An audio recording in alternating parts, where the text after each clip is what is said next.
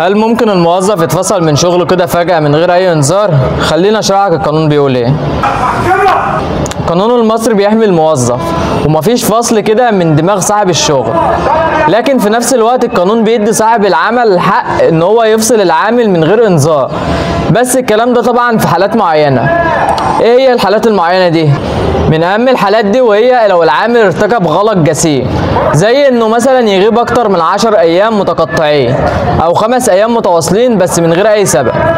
تاني حاجة إن هو يتعدى على صاحب العمل أو زميله. تالت حاجة إن هو يسرب أسرار الشغل. رابع حاجة والأخيرة إن هو يبوظ عمدا أدوات من أدوات العمل.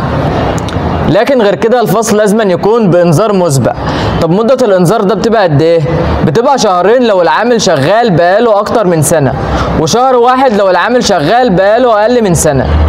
يعني باختصار الفصل من غير إنذار ليه شروط محددة، ولو اتفصلت ظلم تقدر ترفع دعوى فصل تعسفي وتحصل على تعويض.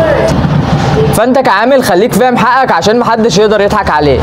ولو عايز تعرف امتى الفصل يعتبر تعسفي وازاي تثبت حقك، اعمل لايك وفولو عشان اشرح لك في الفيديو الجاي. سلام.